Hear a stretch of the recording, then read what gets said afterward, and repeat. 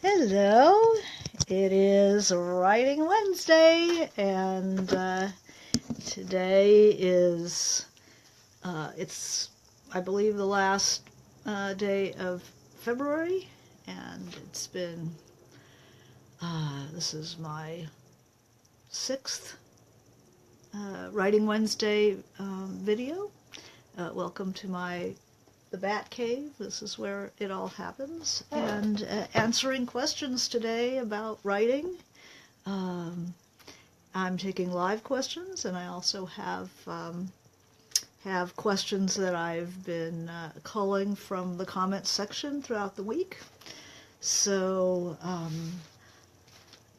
let's start with a question about development of character. Leanne Krantz had asked about developing my Ingrid character in White Oleander, which had started as a short story. Things find their form in writing. So I had started with a short story that was sort of black comedy, or I thought it was very funny. About an intractable person, really demanding person who eventually threatens a boyfriend who dumps her unceremoniously. And it was sort of a love revenge comedy. But people hated my character. They hated her. And they said, give her a coworker, give her somebody that we can be in the story. And I gave her a daughter. And then it wasn't funny anymore. There was, I wrote the story from Astrid's point of view, and finally there is a murder, which doesn't happen in the short story.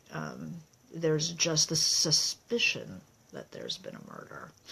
It opens and closes in the same place, on the rooftop, in the wind, the daughter wondering whether she's really killed this guy and what's going to happen next. It was only when when I decided to write the book, I had to decide what would happen to the daughter. So the question is about the development of Ingrid's character. Well, Ingrid is, many of you are writers, already writing, and you know the tug between wanting to do your art and the demands of everyday life. And many, many of us have a part of ourselves that is an Ingrid, and I certainly do, because it obviously came from somewhere, of just wanting to do your work, and the fury of having to deal with the rest of reality is really, really a challenge. Artists face this all the time, and parents of young children especially, have a terrible time with this. I just finished Louise Nevelson's Louise Nevelson biography, A Passionate Life. And Nevelson she was a terrible mother, because all she wanted to do was to do her art, and it was really a struggle for her just to be in her own imagination, in her own world. And I have to admit, it's a dance for any artist to live in the imagination, to just crave the time to devote to your own work, and have to deal with the realities of everyday life, and the lives of people around you, and how do you meet the internal demands of art against the demands of the world. Everybody has to make their own accommodation to that. I always think of it as a dance. For myself, there were times that my family and friends need more from me, and there are times that I need more. And so sometimes I'm more involved in what goes on in other people's lives, and sometimes it's time for my art, and I'm pretty ferocious about it. Some people don't like that. Of course, especially children, they want only 100% of your time and attention. So any time taken away from them makes you a bad mother. So be it. Now then there's Ingrid, who is the pure artist and just does not want to deal with her daughter's needs. And there's a savage part of myself, that's definitely like that. Nevelson, oh wow, reading that biography, the struggle just to keep her own focus. And you sacrifice, art is sacrifice, art is choices. You can't do it all. It's hard to have a beautiful, rich life and take care of everybody else and produce incredible art. You have to have some sort of a value system where you're deciding what is what. So Ingrid, various characters, you take pieces of yourself and you give them certain traits. We talked about character the first day. You give all of your artistic self-centeredness, that savagery that it takes to produce something good.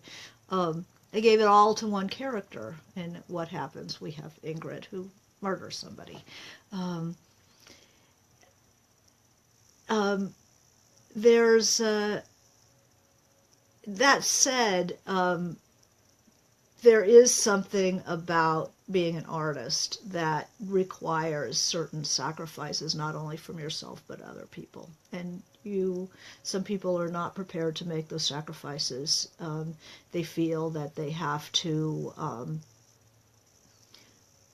give everybody everything they want at all times, and they end up not being able to pursue their art. Or maybe they wait until later life and try to get something started in their 50s, 60s, 70s. It can be done, but there is a certain level of egotism that has to do not so much with egotism about me and glorious me, who cares about me? I don't care about me. But the egotism that says, only I can do this, I mean, my kid can make her own macaroni and cheese. Somebody else can drive you to see some crappy Disney movie. But, your art is only you can do it. Now, it's easier when you have publications and people start to see results. The difficulty is before you start to see results and people don't treat you well. They think, if you're at home writing, that they can call you in the middle of the day, you want to go have lunch, blah, blah, blah, no lunch. No lunch, I'm not picking up your kid, I'm not picking up your laundry, I'm not cleaning the house, I am doing my work. And a lot of clearing space to be a writer is that you have to teach people to respect you, even your children, that this is, and you can't do it by telling them to respect you. You have to do it by working really hard so that they can see, is it worth pulling this person out of that level of concentration to deal with my, fix the TV or something. No, that person is going to be really upset if I bother them right now. But you have to exhibit that level of concentration or you don't get the respect. So that has to do with your mate, that has to do with your kids, that has to do with your friends. You have to train them not to disturb you when you have that mad look in your eye. Sometimes even sitting at the table, I remember my daughter, and not even remember, it still happens. She'll be talking to me, and suddenly she'll be saying, and the monkeys descended, into my brain. And I realize that she recognizes that I am not listening to her. I am totally still thinking about my writing. And that's just part of our lives. You know, I spend more time internally than I do spend in the outer world. No lunches, no interruptions. I don't know what's on television. I just work. And I don't, you know, there's not going to be pictures of me on Facebook swimming in a Caribbean sea and all that. I mean, I work. Writing is work. And there are a lot of questions that I've gotten about how do you stay focused, how do you stay on track, how do you structure your day, and you know, so much of it is just how much time and how deep your attention can be. Anybody can take my kid to see some movie, but only I can feed my work. Nobody can do that for me. So, you know, I feel the pull, you know, that I have to keep that going, keep that alive. Let's see what else we were asked here.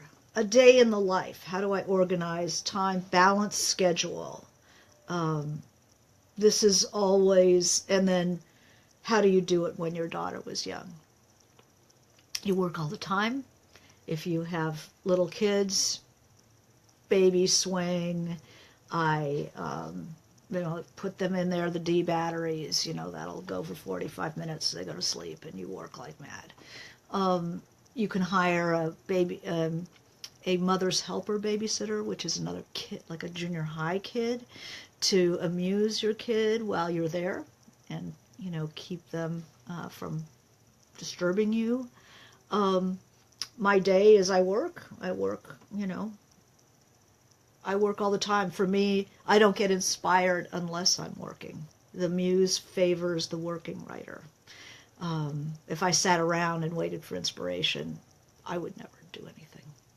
But I work, I have a certain level of craft, which I'm always working at, and then sometimes the angels sing, and you get into a role, a riff, and it's just beautiful. But that doesn't always happen, but it never happens unless I'm working. I don't get ideas while I'm doing other things, shopping or, you know, taking a shower. No. Let's see. How you organize your research and notes. Methods of keeping organized for completing a long project. I use Scrivener to collect my notes. If you haven't used Scrivener, it's a brilliant program. You can also do early drafts I did an early draft of my novel on Scrivener, but because you can't send it directly from Scrivener, you have to put it into Word to send it out. I only use it for one draft because I don't like that transfer process. It's a pain in the butt. But my research I still keep on Scrivener because it's very, very easy to toggle between what you're writing and go back to your research, find photographs, find notes. For the historical novel, it was a godsend. In the old days, we would keep files, small index card files with notes, but it's never the same as being able to instantaneously flip back and forth. You can keep websites in there. You can keep photographs in the same place that you keep your notes. Really recommend Scrivener. I believe in life management. I don't know if you've ever seen this, but there's a time management book that's called like how to. It's got the worst, like, most boring cover, but it's like how to maintain your life, so your time, how to manage your time so that you can have more life, or you know, something like that. But it had the best thing. What it did was you folded a paper, and I know this is mirror image, so that's kind of a tough one. The upper left-hand corner, you write things that you have to do that are both important and urgent. And urgent means there's a time, you know, tick, tick, tick, I've got to do it. important means that it in some way connects to your big project, something that, your real goals. Like in life, we only have a few goals. And if writing is one of them, getting that book done, getting that short story collection, getting stories out, finishing things, then important things will relate to your writing. Urgent things are, the washing machine's broken, the roof needs fixing, the garden doesn't look so good, you've got to get pills for the dog, whatever. So the upper left-hand corner is things that are important and urgent. The upper right-hand corner is for things that are urgent but not important. Okay, so important and urgent, getting that chapter to your editor. Important and urgent. Having that research meeting. Urgent but not important. The dog's pill. Going to the market. Doing the laundry. Dealing with your friend's crisis. Although friends are usually pretty important too. But urgent and not important, picking up the dry cleaning, blah, blah, blah. Then the most important square is lower left. And the lower left corner is important but not urgent. And that's all the things you need to do for your writing. If you pay attention to important but not urgent, and make sure every day you take some steps to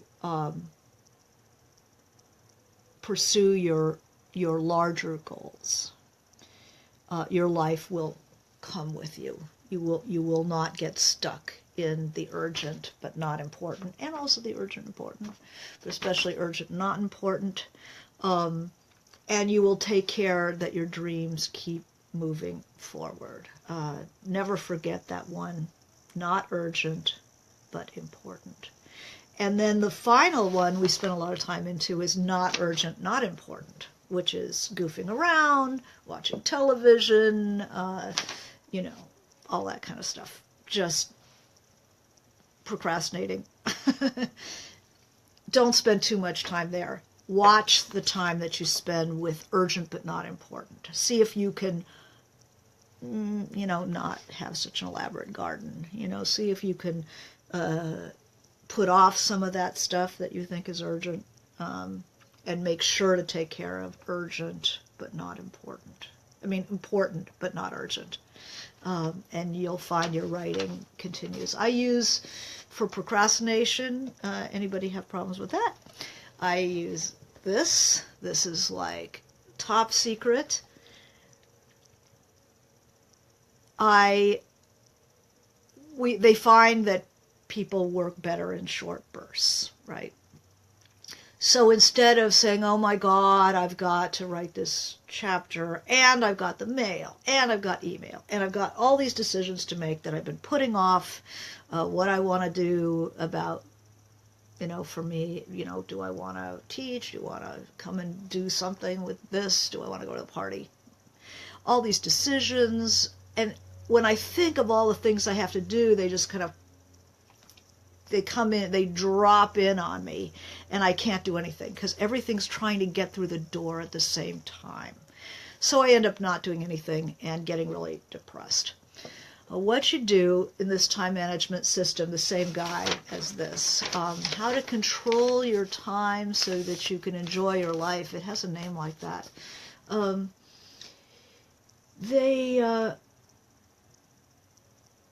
What I do is I make the things I have to do, I divide them in categories. So there's the writing, there's reading, which I have to do every day. That's part of my important but not urgent.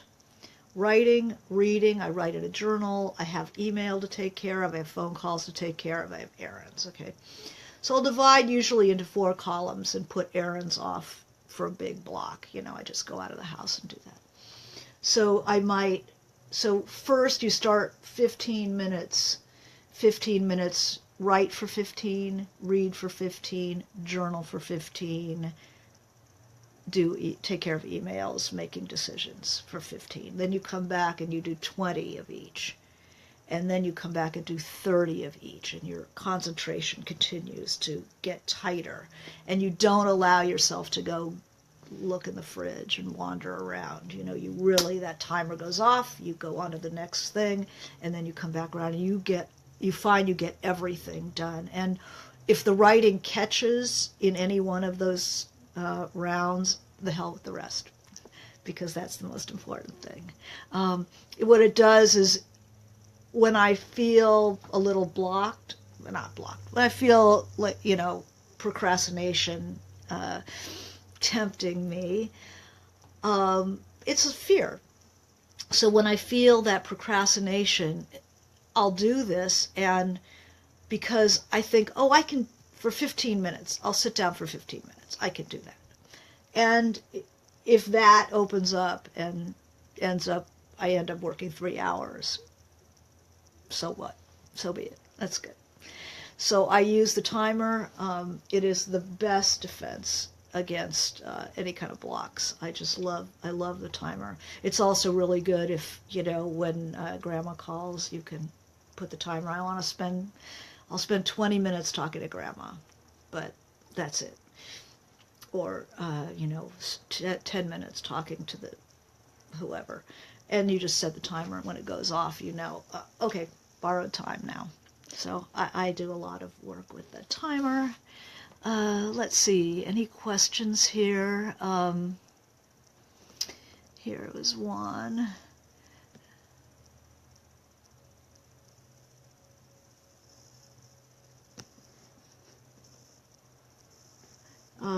Well, I've got a bunch here, but feel free to ask questions. So the whole life family balance, urgent, watch out for spending too much time in the urgent, not important, and make sure that you make progress in your important but not urgent sector, like every day. You'll feel alive. So computer or handwritten, I certainly am. The computer was made for me. I have terrible handwriting. But when I get stuck, or I really need to hear the character, I'll go and sit over there on my couch, which every writer needs a couch. There's mine. I took the closet out of my office and put a couch in there, bench seat with a cushion, and I'll go over there and I'll take a pad of paper and a pen, and I'll just write down, write by hand, and that I get to things that I wouldn't be able to get to otherwise. So you're always changing it up to get to other things. How to remain calm and serene after sending out a query letter. Calm and serene. That's hardly my... I'm not very calm and serene. You just keep working, keep working, center on your own project. What do I think of writing retreats? I do writing. I'm not the kind of person who seems to get accepted to things when I apply to things. Maybe I'm just a black pessimist, but I don't wait for somebody to invite me to a writing retreat. I try to find a way to get away, especially if life is, if there are big life events that I'm having to deal with, very demanding personal problems. The work has to continue. So I'll go and stay in somebody's basement. I'll go to the woods and, I'll rent a cabin. You make it for yourself. If you have an undemanding family member who lives in some boring place, that you can stay in the guest room and work, and they can make you dinner, they can feed you. Oh my God. I mean, that is priceless. You know, you don't have to go to Paris to write. In fact, that's called a vacation. It's much better to go somewhere, you know, that you can just concentrate. I like the mountains myself. I'm not, beach always feels more vacation-y to me. Any place with bad weather is always good.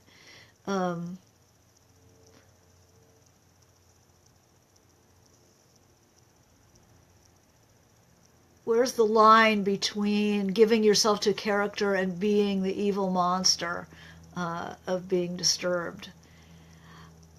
There's no hard and fast line to that. You know, that's a pretty natural reaction when you are concentrating really hard, not to snap at somebody who interrupts you. My family is well aware of that level of concentration where I don't even hear them at first. Luckily, my husband's a writer as well, and he's pretty self-contained, so he doesn't do it much. My ex used to stand in the doorway and natter at me, and I learned to wear headphones while I was working.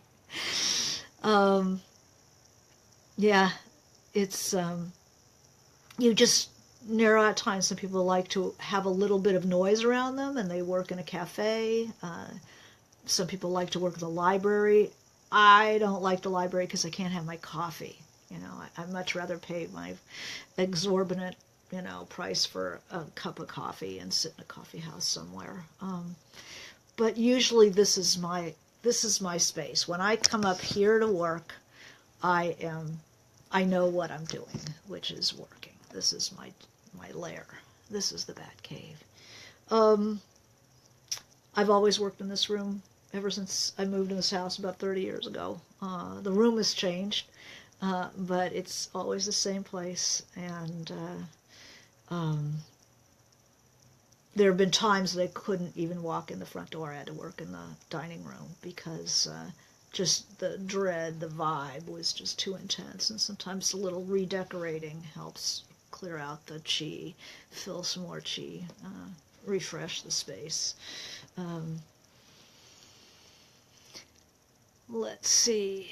Do I find people watching useful? I love people watching. I use my writer's notebook, and I don't just watch them. The thing about being an artist is you have to engage with reality and not just absorb, not just passively observe, but always pull it through. Whatever you're reading, whatever you're seeing, pull it through, right? Try to describe it. Challenge. So I love people watching, and I love trying to imagine who they are, but also simply how do you describe a human form? How do you describe the light falling on a person? How do you describe light falling on the folds of their clothing? The shape of a nose, the feeling of their demeanor. You know, look at how people are sitting. Notice gestures, and as you do that, keep them in your transfer them to your writer's notebook, the big notebooks, so that when you're working on a character in 2 years, you have wonderful gestures. You have, where do they put their weight? Is it back? Is it forward? Are they twitching? Are they kicking their foot? Rotating their ankle? You know, different kind of gestures and physical motions are so useful. When you do, somebody asked me about dialogue, and when you do dialogue, often the silence is more interesting than people talking. So notice what people are doing in the silence. You can use these gestures. You know, I have pages and pages and pages of them that I've gotten from people watching. So very, very useful. Let's see, anybody? Okay, let's see. So dialogue. We had a question about dialogue from Christy this week. Let's see if I can find her. Dialogue in a scene. Try to think of dialogue not as people talking, but as a scene in which people are talking. So don't think about dialogue like the utterance. The utterance is like the smallest part of a dialogue scene. There's gesture, there's still landscape. People don't stop talking and suddenly there's a world, the world doesn't disappear when people start talking. It continues to exist. So when people stop talking, you can hear things. We talked a little bit about how senses are used. The world continues, thought continues. People watch the person they're talking to, and they're always getting information from that person. They're watching for gestures. If anybody has ever talked about, anybody's ever traveled in a country where you don't speak the language, notice that you can be understood and understand other people, that you do not speak a word of their language, because something like 70-80% of human interaction is nonverbal. You are watching for cues. Now, how come that doesn't exist in your writing? How come people never have expressions? How come you're not characterizing their voice? How come they have no gestures? Keep thinking, what if this scene had nobody talking? Or if I'm writing in a language that I don't even understand, I should still understand what's going on. So dialogue, a dialogue scene, when people speak, it focuses down to the moment that is the present moment of your story. So when you want to cover big areas of time, you write the narrative. It's only when you close into the moment that people need to say anything. Dialogue is only for conflict. So if you are buying donuts, there's no reason to have any dialogue with the donut man. Save it for conflict, for a need to have conflict, and don't start the conversation until the moment of conflict begins. That's one of the things. Dialogue is a difficult thing to do, because you have to keep all the parts of fiction going, and people emit dialogue.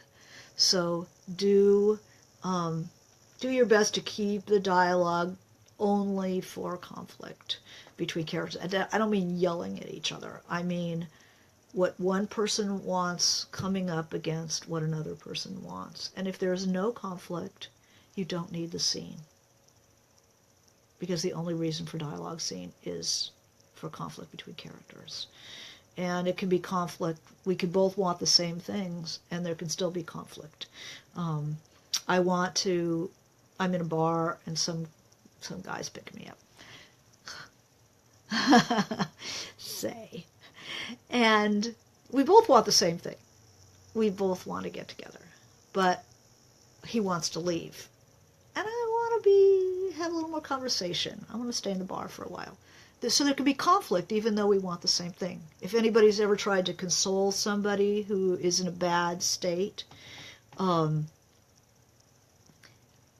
and whatever you say is wrong, it's like you want to console them and they want to be consoled, but there still is conflict because they're not doing it right. If there's no conflict, don't have dialogue, because it's just a lot of meet and greet and yakety. There's dialogue on the page is very different from dialogue in real reality, which is mostly like, hi, I'm safe, I like you, you like me, blah, blah, blah, blah, blah, blah. It's basically all we're saying is we're sharing a little time, we're trying to be pleasant, and we're trying not to have conflict as much as possible. That's really what passes for conversation in regular life. On the page, you don't need it.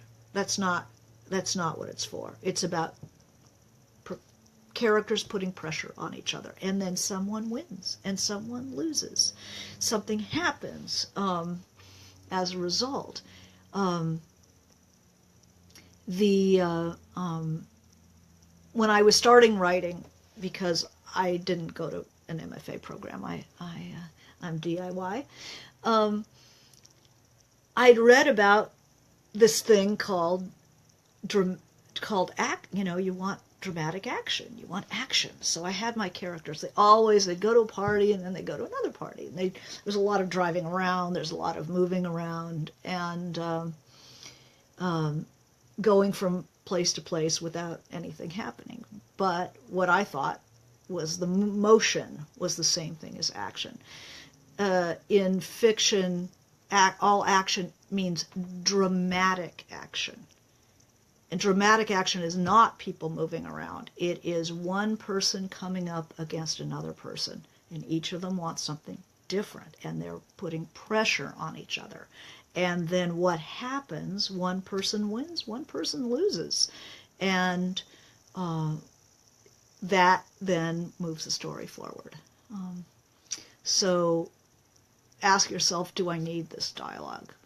When you have people talk, it's really important to compress the dialogue, that it should represent the character in the language they use, should represent who they are.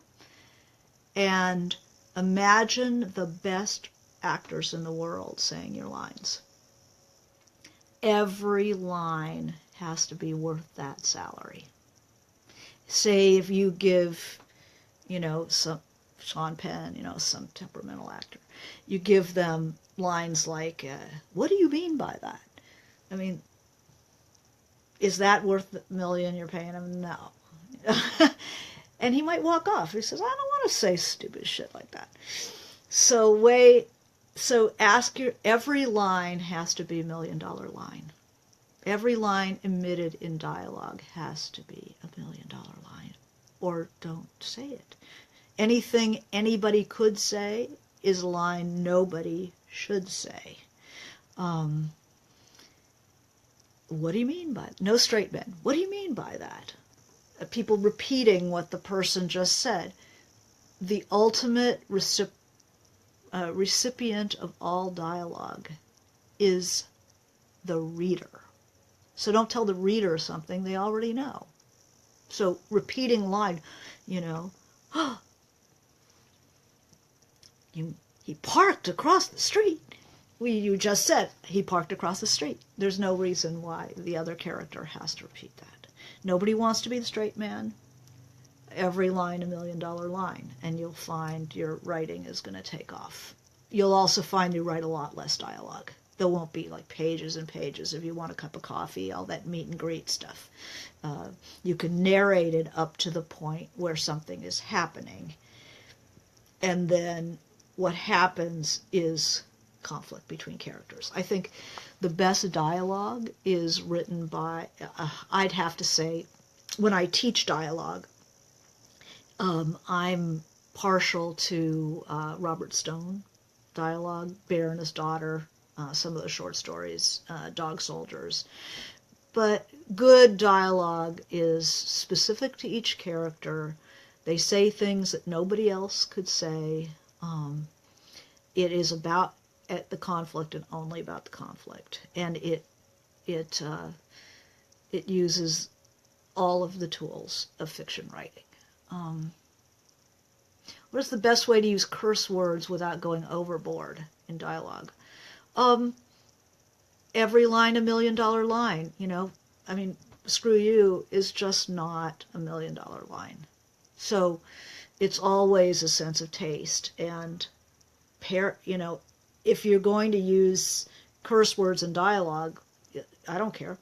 But the question is it $1 million line? Is it specific to that character and that one situation? If anybody else could say the line, nobody should say it. So there's a challenge for you. let's see, I know I was talking a lot about writing kind of psychology and how to keep the rear end in the seat.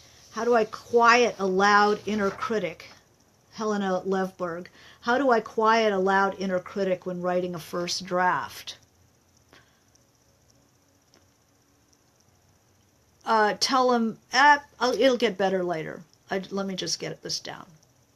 Just get this down. The loud inner critic. We talked about perfectionism and permission in an earlier video. If that critic's getting too loud, you need more permission. And just tell the critic, hey, I know we'll take care of this later.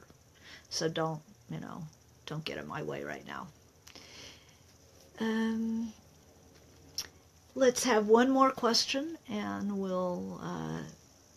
this goes so fast, my goodness.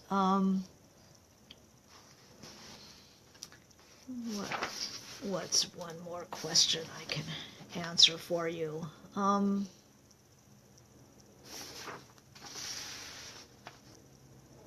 do you know, this is Dana Mazer, how do you know if you're giving too much information about the character or too little, especially at the beginning? That's a really good question.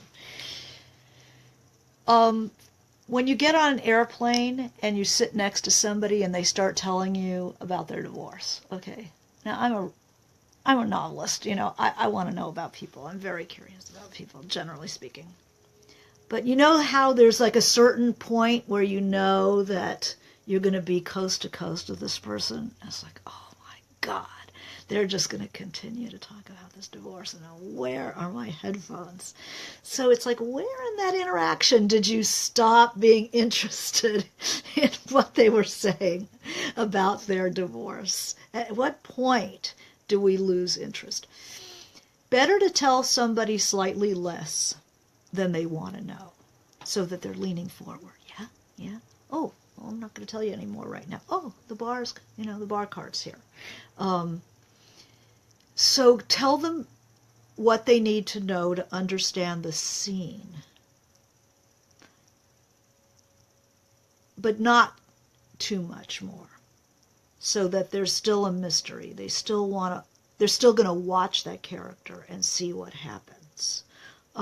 There was a question about the unreliable narrator. How soon should the reader know that they are unreliable? Same, it's Dana's still question. You can do it fairly early, because any book is think of the beginning of a book as a doorway. You're building a doorway by telling the reader it's going to be this kind of story. It's going to be this kind of book. That's what we call the contract with the reader. You walk through and then you walk through the door you built. Don't build this door and walk through somewhere else. The reader gets pissed, says, they violated their own rules. So if you're going to have an unreliable narrator, indicate to the reader, and it can be very subtle, but indicate pretty early on that this is not going to be a trustworthy person. You're going to have to doubt everything they say. Often the way you do this is you have a character, like in Joan Didion's Play It As It Lays. The character Mariah lists things that she will never do. And then immediately she starts doing them. So then you know immediately that this is, I would never pick up a guy in the vegetable section of the market. That's just déclassé. And then the next thing you do is you see them flirting with a guy in the vegetable section of the supermarket. There's your unreliable. Anybody who says, trust me, is instantly unreliable in my book. Maybe that says something about me.